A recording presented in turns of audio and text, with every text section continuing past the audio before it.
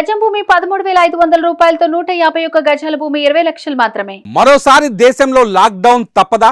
2020 scene repeat అవుతుందా? మళ్ళీ corona విజృంభిస్తోందా అంటే అవుననే సమాధానం రాక తప్పదు. రోజు రోజుకు కరోనా కేసులు పెరగడం తీవ్ర ఆందోళనకి గురి చేస్తోంది. వదలబొమ్మాలి వదల అంటూ కరోనా మళ్లీ దేశాన్ని వణికిస్తోంది. దేశంలో కరోనా కేసులు అంతకంతకు పెరుగుతున్నాయి. రోజువారీ కేసులు పెరగడం తీవ్ర ఆందోళన కలిగిస్తోంది.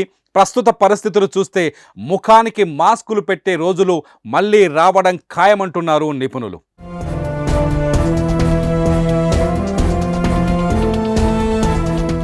గత 24 గంటల్లో కొత్తగా 358 మంది కరోనా బారిన పడ్డారు. ప్రస్తుతం దేశంలో 2669 కరోనా యాక్టివ్ కేసులు ఉండటం తీవ్ర కలకలం రేపుతోంది.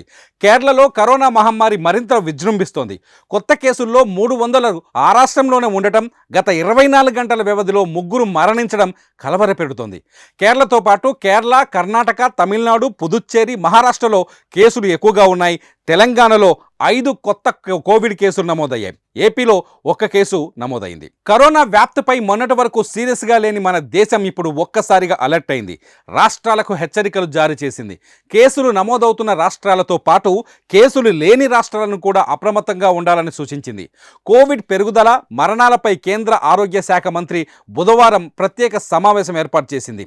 అన్ని రాష్ట్రాల, కేంద్ర పాలిత ప్రాంతాల అధికారులతో సమావేశమయ్యారు.